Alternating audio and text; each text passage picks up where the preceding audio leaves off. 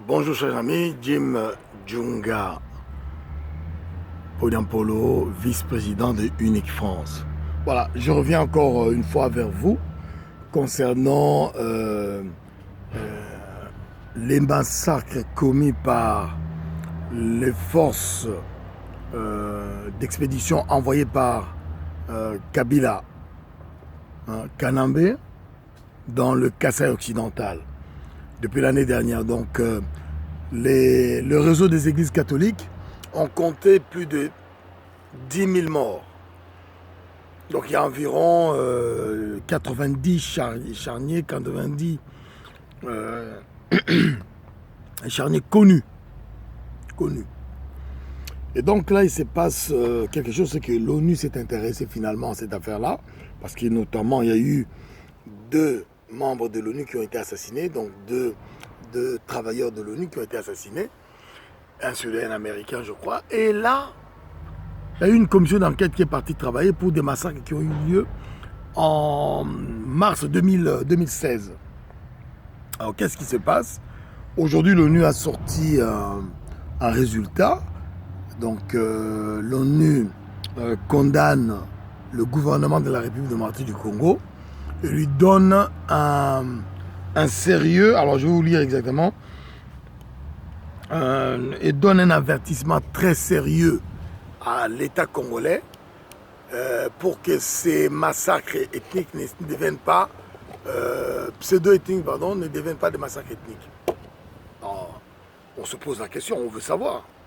On veut savoir qu'est-ce qui s'est passé, quels sont les éléments qui ont été pris en compte pour justement aller vers cette décision-là.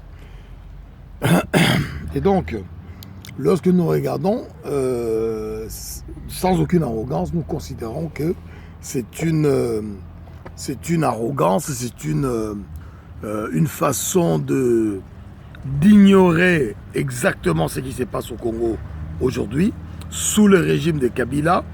Moi, je veux rappeler une chose qui est très importante, que tous vous connaissez maintenant, c'est que le président au Congo est un illégal, un illégitime. Le Parlement est illégal et illégitime. Les territoriaux sont illégaux et illégitimes. Alors, de quoi parle-t-on? L'ONU réagit comme s'il avait en face de lui un gouvernement responsable qui prend des décisions justement pour essayer de sortir le Congo de ce problème-là. Alors que ce n'est pas du tout le souci du gouvernement de Kabila et de ses alliés du rassemblement. Leur objectif, c'est de chercher des postes pour continuer à piller le Congo et toutes les actions qu'ils sont en train de mettre en place. Comme par exemple, très bientôt, la distribution de droits à fonder des compagnies d'assurance au Congo. Nous savons qu'il y a eu 16 demandes qui ont été déposées, notamment par 6 entreprises rwandaises.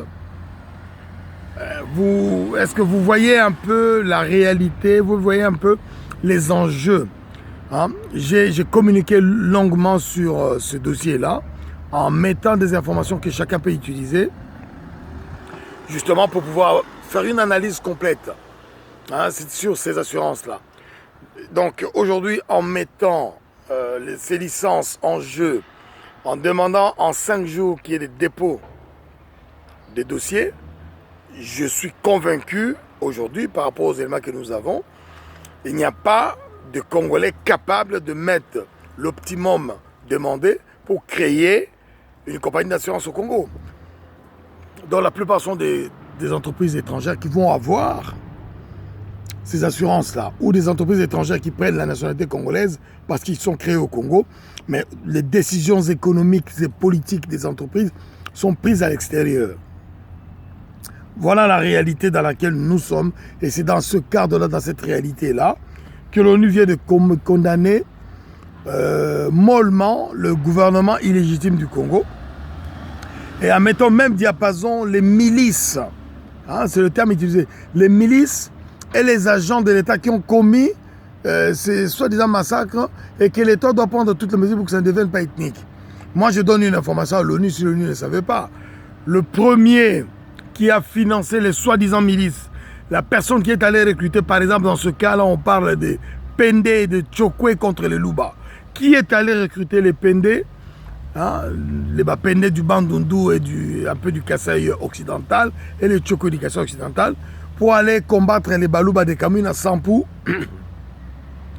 C'est le gouvernement congolais, c'est la décision de Kabila et de Paul Kagame, justement pour faire croire à des massacres ethniques au Congo, parce que lorsque des gens s'entretuent au Congo, ce sont des massacres ethniques, et ce ne sont pas des bandits qui vont tuer les gens.